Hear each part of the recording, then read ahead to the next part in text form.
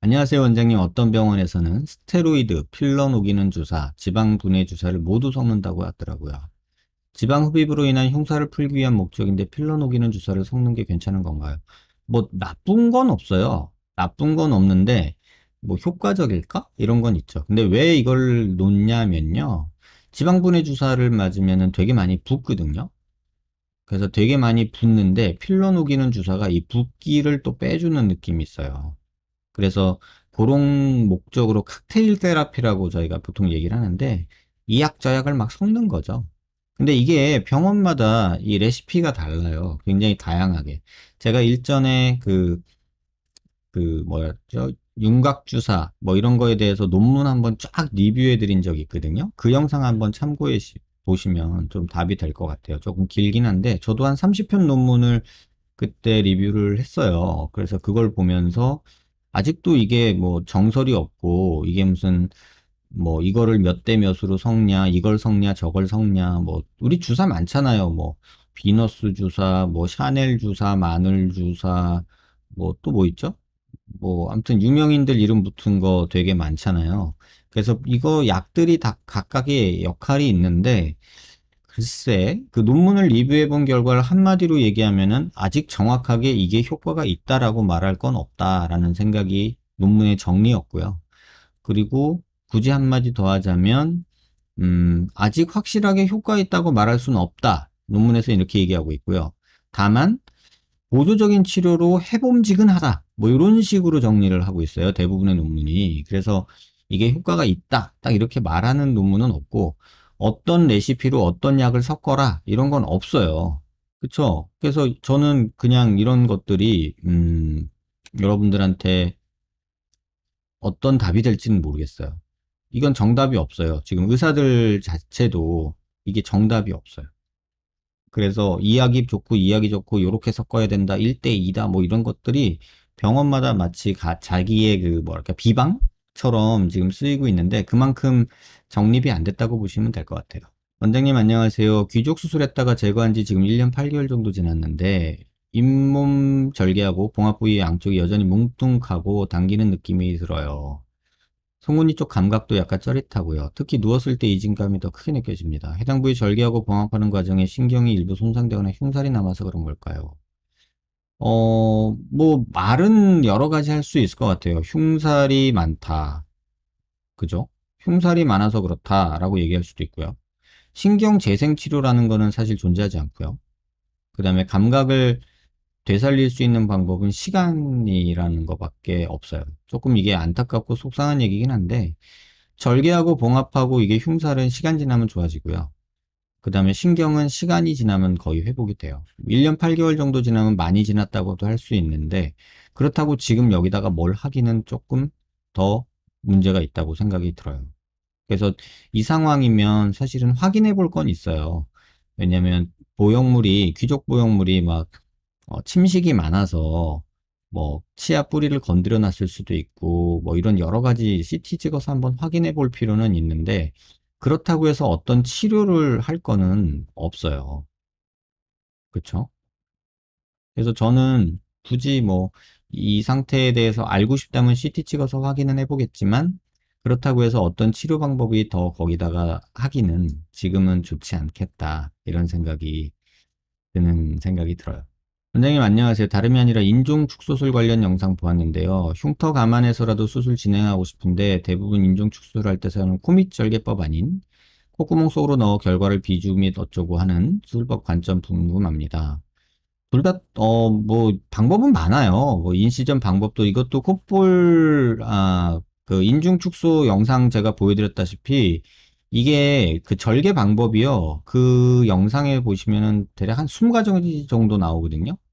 절개 방법이 되게 역사적으로 많았어요. 근데 동양인한테는 이게 좀 아닌지 않나라는 생각이 들더라고요.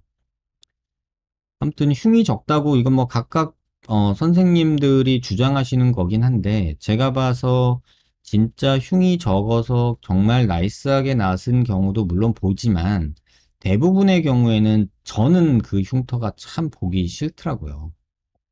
재발하는 경우는 크게 많이는 없어요. 오히려 약간 뭐 축소가 덜 됐다던가 아니면 축소가 너무 많이 됐다거나 이런 경우는 있을 수 있겠죠. 근데 재발한다는 표현은 옳지 않고요. 네, 흉터는 근데 개인적으로는 조금 싫어하는 부분이라 뭐라고 말하기가 조금 어려워요. 저는 그래서 안 하고 있어요. 이 수술 자체를. 계속해서 고민은 하고 있는데 이 수술을 했다가 환자가 흉터가 이렇게 막 보기 싫게 남았을 때 제가 그 흉터를 해결해 줄 세컨 플랜이 있지 않으면 솔직히 섣불리 권하고 시행하기가 조금 어려울 것 같아요. 이중턱 지방흡입이랑 턱끝 지방이식이랑 같이 해도 될까요? 단답식으로 답변 드리면 해도 돼요. 거상이랑 지방이식은요? 해도 돼요. 안면 윤곽과 얼굴 지방흡입은 같이 해도 괜찮을까요? 저는 얼굴 지방흡입은 개인적으로 반대하는 입장입니다.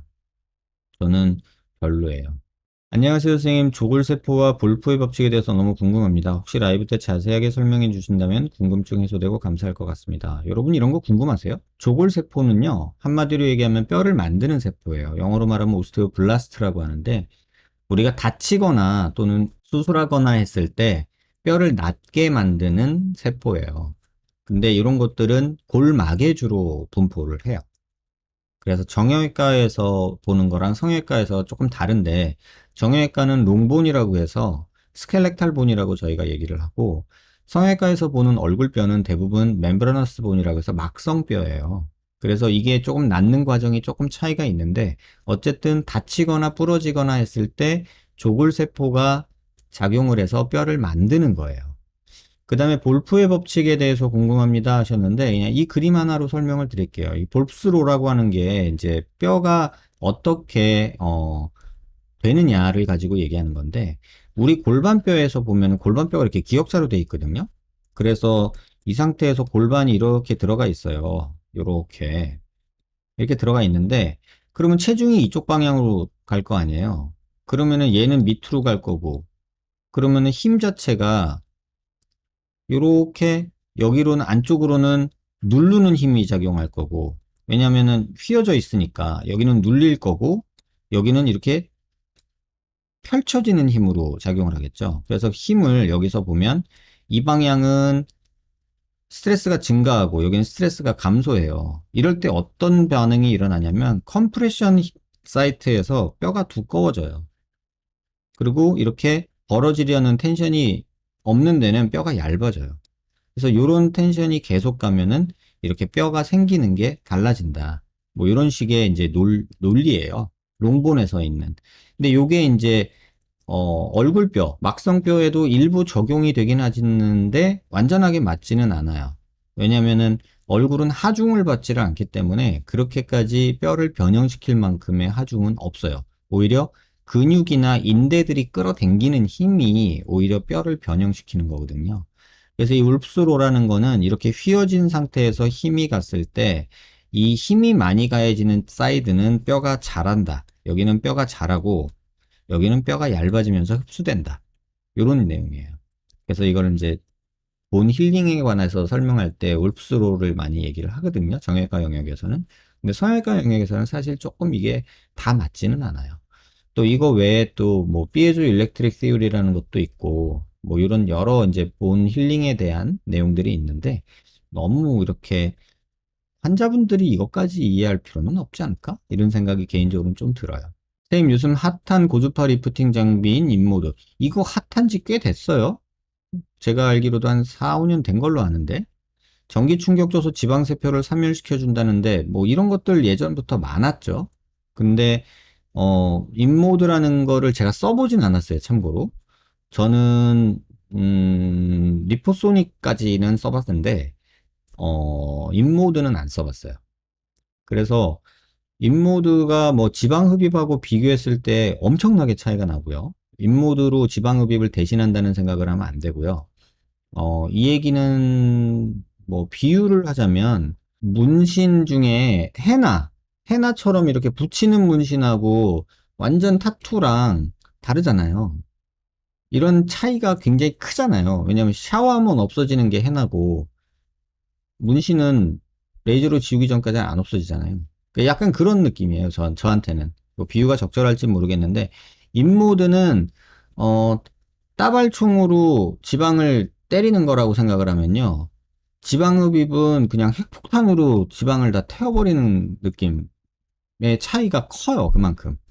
그래서 인모드랑, 어, 지방흡입을 비교한다는 거는 좀 너무 레벨이 달라요. 그래서 엄청난 차이고 전혀 다르다. 그다음에 인모드가 지방을 태운다라고 얘기는 들어서 저도 알고는 있는데 그거를 해서 아주 효과적으로 볼살이 빠진 경우는 저는 경험이 없어요. 그리고 어떤 고주파든 뭐 지방을 녹여준다 뭐 이런 얘기들 되게 옛날부터 많았거든요. 근데 뭐 인모드라고 뭐 별반 다르겠어? 라는 생각이 개인적으로는 조금 있어요. 그냥 이거는 최근에 유행하는 마케팅이 아닐까? 마케팅 장비가 아닐까? 이런 생각이 개인적으로는 좀 들어요. 뭐 슈링크 해도 지방 탄다 그러잖아요. 뭐 울세라 해도 지방이 탄다고 하거든요. 말 되거든요. 실제로 그런 경우도 있고 논문도 있어요. 그런데 그거를 지방흡입을 대신한다? 그러면 그 돈과 시간이면은요. 말도 안 되게 많이 차이 날 거예요. 그러니까 이거는 그렇게까지 생각하시면 안 될 것 같아요. 선생님, 복코 수술하면서 비공 내리기 수술하면 복코 교정이 안 된다고 안 된다. 그리고 비공 내리기 수술을 하지 말라는 말이 많아서요. 이 부분에 대한 영상 올려주실 수 있나요? 복코랑 비공 내리는 거랑은 수술 영역이 다르고요.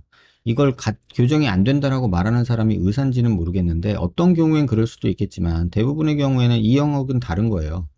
콧대 높이면서 코끝 내릴 수 있냐 없냐 뭐 이런 얘기나 비슷하거든요. 뭐 안 될 거는 없어요. 비공 내리는 거랑 복코 교정하는 거랑은 조금 다른 거거든요. 그리고 비공 내리기 수술을 하지 말라는 말이 있어서 아니 콧구멍이 들려 있는데 비공 내리기를 해야죠. 그걸 하지 말라는 말이 어디 있어요. 그건 좀 앞뒤가 안 맞지 않을까? 어디서 이런 글을 보셨는지 모르겠는데 굳이 뭐 이렇게까지 생각하실 필요가 있을까? 이런 생각이 듭니다. 안녕하세요 원장님. 얼굴형에서 르포 수술이로 중안면부를 아예 드러내지 않는 이상 코 수술, 노블캣 앞광대 수술로 이까지는 불가능하다고 보는데요. 보형물로 중안면부를 저렇게까지 빼낼 수 있나 싶기도 하고 보형물이 많이 들어가니 표정이 부자연스러울 것 같기도 합니다. 저렇게까지 빼낼 수는 없고요. 일단 저렇게까지 빼낼 수 있으면 좋겠다는 거지 저렇게 빼낼 수 있는 건 아니고요. 보형물이 들어간다고 표정이 어색해지지는 않더라고요. 이건 제가 경험인데 코랑 앞광대 노블캣 세 개를 같이 한 분들 경우에 이게 뭐 보형물 때문에 표정이 부자연스러워지거나 그렇지는 않더라고요. 그러니까 이거는 걱정하실 필요가 없는데 그림에서 제가 보여드린 것처럼 중안면부를 저렇게 드라마틱하게 뺄 수는 없는 건 맞아요. 필러 보형물 넣었을 때 표정의 부자연스러움 때문에 이것저것으로 중안면부를 빼내는 것보다 양악을 통해서 상악을 최대한 빼는 게 최선의 선택일 것 같은데 이건 본인 생각이고요. 상악을 뺀다고 여기가 나오나요?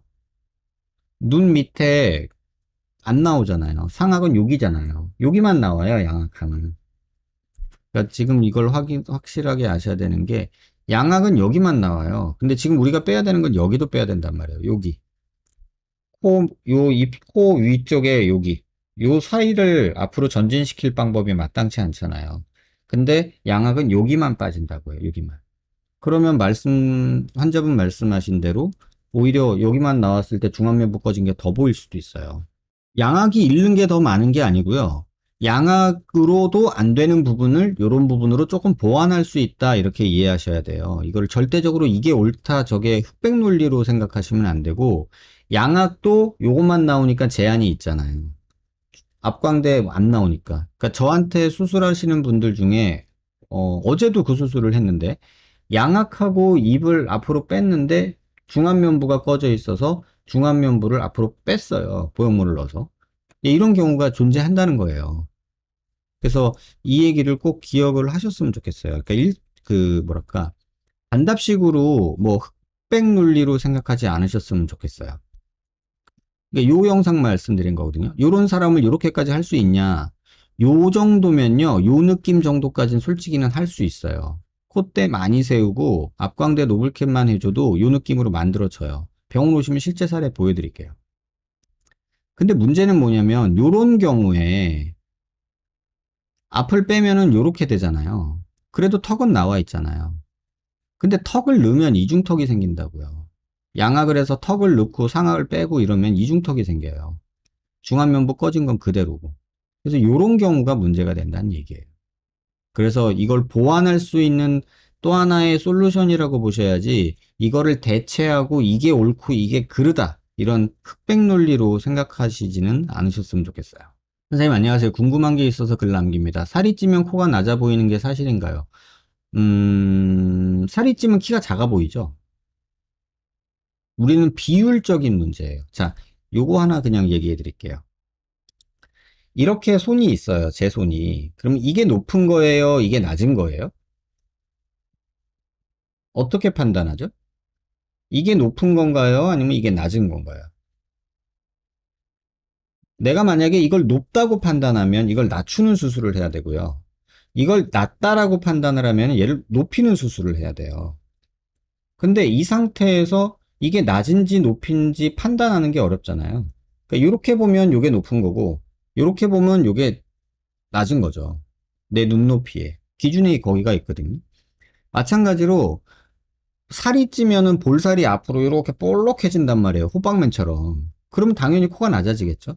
아주 많이 찐 경우를 얘기하는 거죠. 뭐 1, 2kg 쪘다고 코가 낮아지는 건 아니에요. 다만 상대적으로 볼살이 앞으로 이렇게 튀어나오게 되면 코가 묻혀 보일 거 아니에요. 우리 상대적인 것들이 되게 많거든요. 예를 들면은 그 브라질에 삼바 축제하는 그 춤추는 그 무희들이 보시면 허리가 굉장히 가늘어요. 보셨는지 모르겠지만 TV 보면요. 허리가 굉장히 가늘어요. 어우, 사람 허리가 어떻게 저래? 개미 같아. 이런 느낌 들어요. 근데 그분 허리가 30인치거든요. 엉덩이가 이만한 거예요. 그러니까 그 엉덩이를 막 이렇게 흔드는 삼바 춤을 추는데 이렇게 멀리서 이미지로 보면은 허리가 되게 가늘어요. 근데 그 허리가 30인치라고요. 여자 허리가 30인치면 굵은 거잖아요. 그죠? 근데 엉덩이가 이만하니까 허리가 가늘어 보여요. 자, 엉덩이가 커지면 허리가 가늘어지나요? 이렇게 질문할 수 있잖아요. 아니요, 허리는 그대로예요. 다만 엉덩이가 크면 허리가 얇아 보여요. 이렇게 말할 수는 있죠. 살이 찌면 볼살이 많아요. 그럼 볼살이 이렇게 앞으로 호빵맨처럼 나올 수 있잖아요. 그러면 코가 낮아 보일 수 있죠. 코가 낮아지는 게 아니라. 그러니까 이렇게 생각하시는 게 좋을 것 같아요. 선생님 질문 있습니다. 영상에 있는 분 보형물 귀미까지 안 들어가 있는데 이중턱이 상당히 완화된 것 같아요. 보형물 말고 다른 시술하거나 저분이 체중 감량한 건가요? 아니요. 그게 아니고요. 앞턱에 이 늘어진 살들을 걷어내고 이 체부 볼륨 꺼진 거를 메꾸면요. 이중턱이 턱선이 생기면서 이중턱이 좋아져요. 그리고 턱을 약간 전진시키면 또 이중턱이 좋아져요. 그래서 보형물을 이런 이 환자 같은 경우에는 체부를 메꾸면서 약간 길이와 전진을 같이 하게 돼서 이중턱이 좋아진 거예요. 그래서 이중턱과 턱이 앞으로 나가는 거는 서로 반비례 관계라고 보시면 돼요. 턱이 앞으로 많이 나가면 나갈수록 이중턱은 줄어들어요. 그러니까 전진을 많이 하면 할수록 이중턱은 줄어요. 후진을 하면 이중턱이 100% 생긴다고요. 그게 뜻이에요. 그래서 여기다가 뭘 만들지 않아도 사각턱 여기다가 뭘 만들지 않아도 이중턱은 사실 얘랑은 또 별로 관계가 없어요. 그러니까 이 사각턱을 볼륨은 이 교근이 땡긴다고 그랬잖아요, 제가. 그래서 여기는 어차피 이렇게 패여요. 그래서 얘랑은 이중턱하고는 조금은 관계가 없다. 다만 이 체부 볼륨 쪽하고 턱 끝은 이중턱의 거의 직결이라고 보시면 돼요. 콧대 실리콘 말고 알로덤 추천하던데 괜찮을까요? 뭐 많이 높일 거 아니면 알로덤으로도 최근에 진피로도 많이 하고 있죠. 메가덤이라는 제품도 있고요. 선생님 영상에서 도움 많이 받고 있습니다. 타병원 원장님께 상담받았을 때 45도 광대와 앞광대는 크지 않은데 옆광대가 큰 케이스라서 입안절개 없이 구렛나루만 절개 후 옆광대 뒷부분만 절골해서 밀어넣고 수술 끝내자고 하셨습니다. 이게 진짜 제가 답답한 내용인데 여러분 보세요. 이게 여기가 광대 체부라고 생각하고요. 여기가 이게 아치라고 생각해 보자고요. 옆광대가 튀어나왔다. 그런데 이렇게 말랑말랑 거리는 애면 여기만 잘라서 여기 부러뜨리고 이렇게 넣으면 되겠죠. 이렇게 말랑말랑 거리는 애면 이렇게 땡딩딩 이렇게 움직이는 애면 근데 뼈는 어때요? 이렇게 말랑말랑 거리는 애인가요? 말랑말랑 거리는 애가 아니란 말이에요. 딱딱한 애예요. 돌덩이에요. 근데 돌덩이가 이렇게 있는데 얘를 이렇게 딱 넣고 싶어. 그럼 여기서 부러져야 될 거 아니에요. 자, 이렇게 있어요. 뼈가. 여기가 있고 내가 얘를 이렇게 밀어 넣고 싶어요. 그럼 여기가 부러져야 되잖아요. 부러져야 들어가요. 이게 붙은 채로 이렇게 휘어지지 않아요. 그럼 여기가 부러져야 되는데 그걸 어디가 부러질 줄 알고 수술을 하냐는 거죠. 그래서 거기에 금이라도 내고 그린스틱 프랙처라고 해서 금이라도 내고 수술을 해야 되는데 지금처럼 뒤에만 열어가지고 잘라서 밀어 넣는다라는 수술이 어디가 부러질지 몰라요. 그런 예들 제가 퀵광대 관련돼서 영상 올린 거 블로그에 꽤 많거든요. 보시면 될 것 같아요. 이렇게 45도 광대를 안 건드리는 거는 문제가 될 거는 뭐냐면 부러진다는 거예요. 뼈는 말랑말랑거리지 않는다. 그러니까 뭐 이런 생각 하잖아요. 뭐 근육 박리 이반절개 안에서 회복 빠르고 처짐 없고 뭐 이런 생각 하잖아요. 근데 이렇게 했다가 뼈가 엉뚱한 데서 부러져 가지고 울퉁불퉁해지거나 뼈 흡수되거나 뭐 이런 일들이 벌어지니까 개인적으로는 이런 수술은 조금 안 했으면 좋겠다 이런 생각이 들어요. 개인적으로 느낀 점은 과잉진료가 아닌 것 같은 점. 과잉진료는 아니지만 조금 뭐랄까 편법이죠. 그만큼 큰 효과 보기 힘들다는 점 같은데 큰 효과를 보기 힘들다는 것보다는요. 위험성이 있다는 게 제가 걱정하는 거예요. 45도 광대 줄이지 않고 수술해도 효과가 되는 케이스 있죠. 그래도 45도의 절골은 해야 돼요. 그래야 뼈가 움직여요. 얘가 단단하게 붙어 있는 상태에서 아무리 밀어 넣어도 엉뚱하게 이런 데서 부러져 버리면 아주 골치 아파요. 주객이 전도된 거 맞죠? 광대를 줄이려다가 엉뚱한 데를 부러뜨리는 경우가 생기거든요. 주객이 전도됐다기보다는 쉽게 가려다가 엄청 돌아가는 수가 생길 것 같아요. 그래서 조금 요런 거는 지양했으면 좋겠다 이런 생각이 들어요. 원장님, 턱끝 중앙에 필러 맞았는데요. 그 부분만 튀어나와 있어서 부자연스러워서 그런데 조금 넓게 턱끝이 아닌 양옆 부분 맞아도 돼요. 근데 너무 많이 맞다 보면은 이렇게 턱살이 이렇게 그 흔히 말하는 턱주가리처럼 이렇게 흔들흔들 풍선 분 것처럼 어색해져요. 필러는. 그래서 필러는 많이 맞을 건 아닌 것 같아요. 선생님 안녕하세요. 환자가 안면 윤곽 후 안면 거상술 지방 이식 흡입을 하려고 계획하면 윤곽 수술 후 6개월이 된 시기보다 1년 이후에 수술하는 게 붓기 때문에 당연히 좋을 거라고 생각이 드는데요. 저희 누님처럼 1년 후가 아닌 6개월 시점에 거상이나 지방 이식 흡입을 진행하려 하는 가정하에 질문드리고 싶습니다. 유산소 열심히 하고 도움돼요. 5kg, 몇 킬로가 중요한 게 아니라. 운동을 하면 6개월이라는 시간을 보낸다면 활동량이 적은 사람보다 붓기 차이가 비슷하지. 근데 제가 말하는 건 사실 붓기 때문에 하라는 게 아니고요. 스카 리모델링이 되는 충분한 시간을 주라는 건데, 붓기로만 생각하지는 않으셨으면 좋겠어요. 붓기보다는 이 흉터가 리모델링 되는 시간이 머추레이션이라고 표현을 하는데 영어로는 그 시간을 둬야 된다고요. 근데 내가 뭐 6개월 지난 시점에 시간 때문에 한다 그러면 말리지는 않아요. 근데 최적은 그래도 한 1년 주는 게 좋지 않겠나 이런 생각이 들고 6개월 정도면 어느 정도 기다렸다는 판단이 돼요. 근데 환자분이 막 피부가 두껍고 6개월 된 시점에 아직도 막 이렇게 뭐랄까 막 퍼피한 느낌이라고 얘기하는데 그런 느낌이 있다면 조금은 더 기다리는 게 좋지 않을까 이런 생각이 들어요. 턱 보형물 수술 전에 입술 필러 맞아도 되나요? 일주일 전에 맞아도 되나요? 수술 후에는 입술 필러 언제 다시 맞을 수 있나요? 입술 필러를 수술 전에 왜 맞죠? 변수를 만들지 마세요, 여러분. 수술을 계획하고 계신 분들이라면 변수를 줄이세요. 그러면 턱 수술에 집중한 다음에 거기에 맞춰서 필러를 맞던가 해야죠. 제 생각은 그래요. 굳이 뭐 하려고 수술 전에 변수를 만들까? 왜냐면 의사들이 하는 수술의 대부분은요, 부작용을 최소화하는 가장 중요한 방법 중에 하나는요, 수술 중 생길 수 있는 변수를 줄이는 거예요. 그래서 수술하는 사람이 굉장히 노련할수록 그 변수에 대해서 대비를 하고 준비를 하고 그 변수를 제거하는 거예요. 그러니까 수술이 아주 스무스해요. 그러니까 빨라지는 거예요. 막 허겁지겁 덤벼가지고 막 빨리 하려고 애써가지고 되는 게 아니에요. 그러니까 이게 뭐냐면 결국은 변수를 줄이는 거란 말이에요. 근데 환자가 왜 변수를 만들어 오냐는 거죠. 굳이. 줄여도 지금 불안한 판인데 말하자면 굳이 왜 변수를 만드냐는 거죠. 그래서 그러지 않으셨으면 좋겠어요.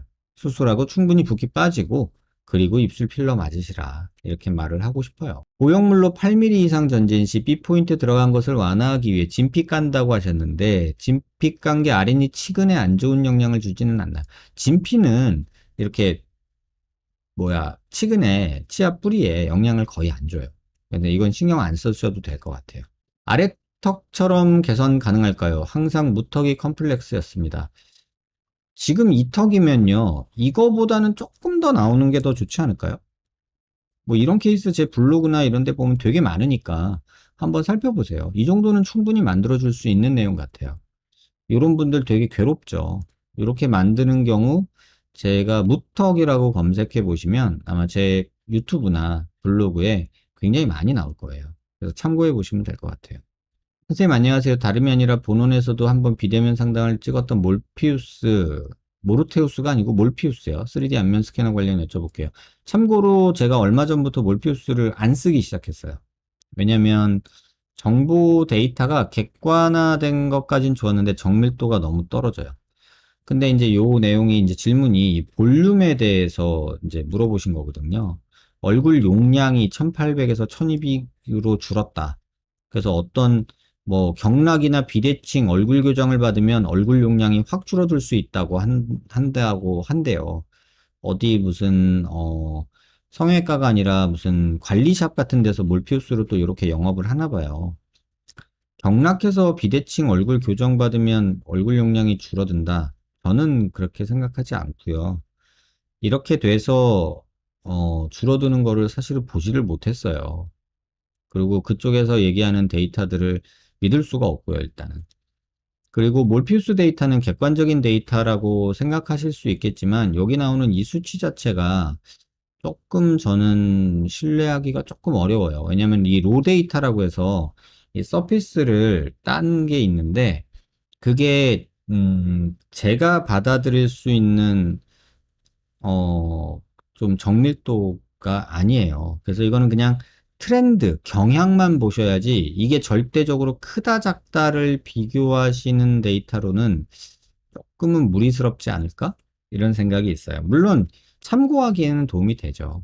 뭐 좌우가 비대칭이 어느 정도 있구나. 근데 뭐 여기서 나오는 355랑 여기서 360이랑 이게 차이가 있다고 볼 거냐? 이건 오차 범위 안에 있다라고 볼 수도 있고요. 그래서 이 전체적으로 봤을 때 이 사이즈가 뭐 평균에서 어떠냐? 이것도 그냥 경향만 보셔야지 이게 절대적인 수치여서 뭐 막 어떻다 이렇게 얘기할 건 아닌 것 같아요. 뭐 이런 식으로 분석을 해주거든요. 자동으로. 근데 이게 그렇게 큰 의미는 없을 것 같아요. 그래서 이 수치에 너무 연연해하지 마세요. 이거는 절대적인 수치가 아니에요. 내 얼굴의 최적이라고 나오기는 하는데 사실 이게 조금 경계가 애매해요. 그러니까 바가지가 있는데 바가지가 부피라는 게 바가지잖아요. 바가지가 있는데 요런 바가지가 있고요. 이렇게 합시다. 요런 바가지가 있고요. 요런 바가지가 있어요. 요런 바가지랑 요런 바가지랑. 근데 이 바가지를 내가 여기까지 잴 거냐 여기까지 잴 거냐에 따라서 부피가 달라지잖아요. 몰피우스가 약간 그런 경향이 있어요. 그래서 이거는 조금은 절대적으로 비교할 수치는 아니고 경향, 트렌드만 보자라는 게 제 생각입니다. 뭐 이렇게 뭐 평균이 어떻고 매력적인 사람들은 어떻고 뭐 에버리지 평균이 어떻고 뭐 환자분이 이렇다라고 해서 그냥 참고 삼아서 아 내가 좀 얼굴이 크구나 뭐 요 정도 보면 되지 이 볼륨 수치에 의미 두지 마세요.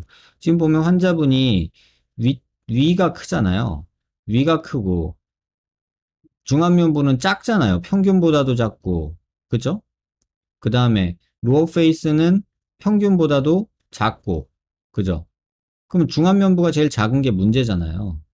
그러니까 중안면부가 작은 게 문제라는 거로 이해를 해야지 요 상황에서 내가 전체 볼륨이 뭐 평균보다 어떻다 이렇게 생각하지는 않으셨으면 좋겠어요. 그러니까 요런 경향만 보셨으면 좋겠어요. 그래서 보니까 뭐 1163이다 뭐 이러는데 뭐 100이나 더 크다 뭐 이게 너무 연연해 하지 마세요. 측정 오차도 있고 그런 부분이라 이걸 수치에 연연할 건 아닌 것 같아요.